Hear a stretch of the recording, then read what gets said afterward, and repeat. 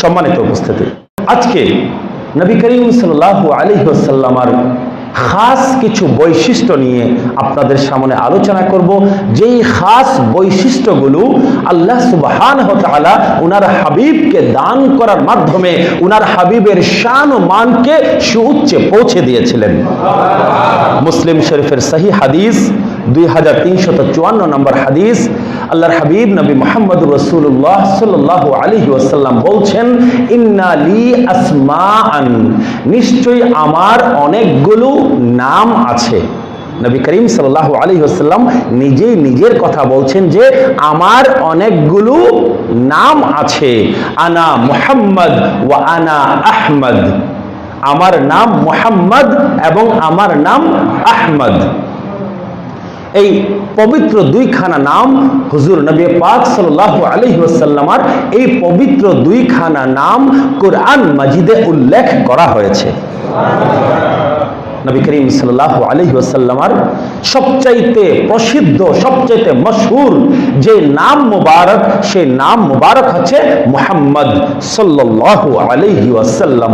মুহাম্মদ এবং আহমদ দুইটা শব্দই হামদুন মাদ্দা থেকে নির্গত। হামদুন শব্দ থেকে উৎপন্ন হয়েছে। হামদুন শব্দের অর্থ হচ্ছে প্রশংসা।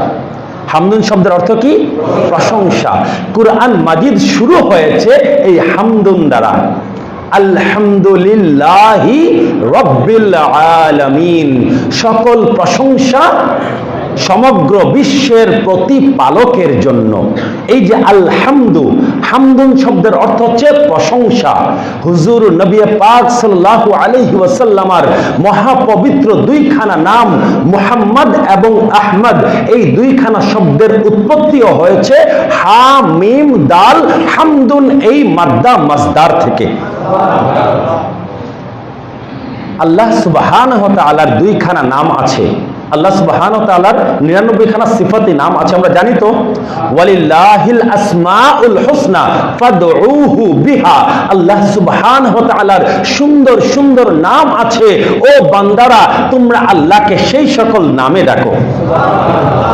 রহিম, রহমান, গফুর, গফফার, করিম, সত্তার, ওয়াদুদ, এরকম অনেক নাম আছে আল্লাহ সুবহানাহু ওয়া তাআলার। মোট 99 খানা।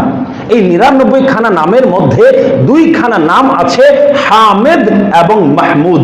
বলেন না সুবহানাল্লাহ। হামিদ শব্দের অর্থ হচ্ছে যিনি প্রশংসা করেন, আর মাহমুদ শব্দের অর্থ হচ্ছে প্রশংসা যার করা হয়েছে, প্রশংসাকৃত। সমগ্র সৃষ্টি জগৎ কুল কায়নাত যার প্রশংসা করেন। আল্লাহ সুবহানাহু ওয়া তাআলার নাম হামিদ হওয়ার, প্রশংসাকারী হওয়ার অন্যতম প্রধান কারণ হচ্ছে আল্লাহ সুবহানাহু ওয়া তাআলা উনার কুদরতি ভাষায় উনার হাবিব নবী মুহাম্মদ রাসূলুল্লাহ সাল্লাল্লাহু আলাইহি ওয়াসাল্লামের প্রশংসা করেছেন। আল্লাহর 99 খানা সিফতি নামের মধ্যে একখানা নাম হচ্ছে হামিদ, প্রশংসাকারী। তাহলে আল্লাহ সুবহানাহু ওয়া তাআলা কার প্রশংসা করেছেন? সবচাইতে বেশি যার প্রশংসা করেছেন তিনি হচ্ছেন আল্লাহর হাবিব হুজুর নূর নূর নবী মুহাম্মদ রাসূলুল্লাহ সাল্লাল্লাহু আলাইহি ওয়াসাল্লাম। সর্বপ্রথমে আল্লাহর হাবিবের প্রশংসা করার কারণে আল্লাহ সুবহানাহু ওয়া তাআলার নাম হচ্ছে হামিদ। আর আল্লাহ সুবহানাহু ওয়া তাআলার আরেকখানা নাম হচ্ছে মাহমুদ, প্রশংসিত, যার প্রশংসা করা হয়েছে। এবং হুজুর নবী পাক সাল্লাল্লাহু আলাইহি ওয়াসাল্লামের চাইতে আল্লাহর প্রশংসা এই কুল কায়নাতের মধ্যে আর কেউ বেশি করতে পারে নাই। তো আল্লাহ সুবহানাহু ওয়া তাআলার এই দুইখানা সিফতি নামের সাথেও দয়াল নবী মুহাম্মদুর রাসূলুল্লাহ সাল্লাল্লাহু আলাইহি ওয়াসাল্লাম ওতপ্রোতভাবে জড়িত। আল্লাহ সুবহানাহু ওয়া তাআলা বলছেন, নবীজির মাধ্যমে আমাদেরকে জানিয়ে দিচ্ছেন, হে কুল কায়নাত, হে আমার সৃষ্টি জগৎ, হে মানব জাতি, ও আমার বান্দারা, ও আমার নবীর উম্মতেরা, শুধুমাত্র আমি আল্লাহ হামিদ এবং মাহমুদ না, আমি শুধুমাত্র প্রশংসাকারী এবং প্রশংসাকৃত না, বরং আমার নবী নবী মুহাম্মদুর রাসূলুল্লাহ সাল্লাল্লাহু আলাইহি ওয়াসাল্লাম তিনিও কুল কায়নাতের মধ্যে সবচাইতে বেশি প্রশংসিত, সবচাইতে বেশি যার প্রশংসা করা হয়েছে। মুহাম্মদ সাল্লাল্লাহু আলাইহি ওয়াসাল্লাম। এই শব্দের অর্থ হচ্ছে সৃষ্টি জগতের মধ্যে যার সবচাইতে বেশি প্রশংসা করা হয়েছে। মালাউল আ'লা, ঊর্ধ্ব জগতে এবং এই দুনিয়াতে সকল জায়গায় নবীজির সবচাইতে বেশি প্রশংসা করা হয়েছে। যদি দুনিয়ার সকল মানুষ হুজুর নবী পাক সাল্লাল্লাহু আলাইহি ওয়াসাল্লামের প্রশংসা করা, শান ও মান গাওয়া, দুরূদ এবং সালাত ও সালাম যদি বন্ধ করে দেয়, আল্লাহর হাবিব নবী মুহাম্মদুর রাসূলুল্লাহ সাল্লাল্লাহু আলাইহি ওয়াসাল্লামের দয়াল নবীজির শান ও মান এতটুকু ক্ষুণ্ণ হবে না। কারণ আল্লাহ সুবহানাহু ওয়া তাআলা স্বয়ং এবং তার সকল ফেরেশতা নবী করিম সাল্লাল্লাহু আলাইহি ওয়াসাল্লামের উপরে সকল সময় দুরূদ পাঠ করছেন।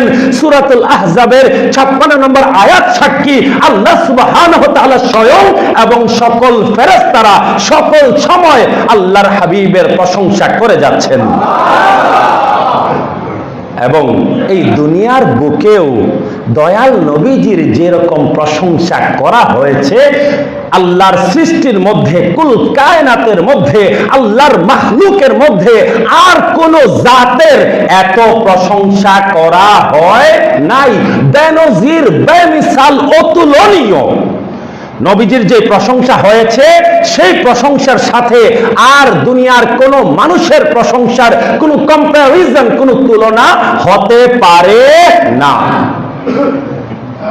নবী করিম সাল্লাল্লাহু আলাইহি ওয়াসাল্লামকে যে মানত, যে মুমিন ছিল, যিনি সাহাবী ছিলেন, যিনি তাবেঈ ছিলেন, যিনি তাবেঈ ছিলেন, আইম্মায়ে মুজতাহিদিনগণ, সকল মুমিন মুসলমানগণ, কুল উম্মতে মুসলিমা নবী করিম সাল্লাল্লাহু আলাইহি ওয়াসাল্লামের প্রশংসা করেছেন। আমরা সর্বদা নবীর উপরে দুরূদ পড়ি, সালাম প্রেরণ করি। আজানের মধ্যে নবীজির নাম নেই, কালিমার মধ্যে নবীজির নাম নেই। আমরা নামাজের মধ্যে নবীর উপরে সালাম প্রেরণ করি, নবীর উপরে দুরূদ প্রেরণ করি। আমরা যারা মানি, আমরা তো নবীর প্রশংসা করেই যাচ্ছি অনবরত। যারা নবী করিম সাল্লাল্লাহু আলাইহি ওয়াসাল্লামের রিসালাতের উপরে যারা সাক্ষ্য দেয়নি, তারাও আমার দয়াল নবীর প্রশংসায় পঞ্চমুখ ছিল। যারা নবীজির রিসালাতকে যারা মানে নাই, তারাও দয়াল নবীর সুমহান চরিত্র, দয়াল নবীর আখলাক, এই মানব জাতির প্রতি দয়াল নবীর যে অবদান ছিল, যে গুরুত্ব, এই মানবতা প্রতিষ্ঠায় দুনিয়ার বুকে দয়াল নবী যে অবদান রেখেছেন, তার জন্য বিধর্মী যারা, অমুসলিম যারা, মহাজ্ঞানীগণ, পণ্ডিতগণ, তারাও পর্যন্ত দয়াল নবীর প্রশংসা করতে বাধ্য হয়েছেন। George Bernard Shaw, Mahatma Gandhi, এরকম বড় বড় পণ্ডিত ব্যক্তিগণ যারা ইসলাম গ্রহণ করেন নাই, কিন্তু দয়াল নবীর প্রশংসায় সকল সময় পঞ্চমুখ ছিলেন। এমনকি আমেরিকার একটা কোর্টের সামনে হুজুর নবী পাক সাল্লাল্লাহু আলাইহি ওয়াসাল্লামের পবিত্র নামে একটা স্টোন, একটা ফলক লিখে রাখা হয়েছে। দুনিয়ার বুকে হুজুর নবী পাক সাল্লাল্লাহু আলাইহি ওয়াসাল্লাম যে জাস্টিস, যে আদল, যে ইনসাফ, যে সুন্দর বিচার ব্যবস্থা দয়াল নবী প্রতিষ্ঠা করেছেন, কাল কিয়ামত পর্যন্ত আর কোন মানুষ এরকম সুন্দর, একদম নির্ভেজাল বিচার ব্যবস্থা আর কেউ কায়েম করতে পারবে না। দয়াল নবীজি হচ্ছেন সবচাইতে বেশি প্রশংসিত। সকল সৃষ্টি দয়াল নবীর প্রশংসায় রত আছেন। তারপর আল্লাহর হাবিব সাল্লাল্লাহু আলাইহি ওয়াসাল্লাম বলছেন, ওয়া আনা আহমদ, আমি সবচাইতে বেশি প্রশংসাকারী। আমি আমার রব, আমার প্রতিপালক আল্লাহ সুবহানাহু ওয়া তাআলার যেই প্রশংসা, যেই ইবাদত এই দুনিয়ার বুকে করেছি, কাল কিয়ামত পর্যন্ত আর কোন সৃষ্টি, আর কোন মানুষ সেই প্রশংসা এবং ইবাদত করতে পারবে না।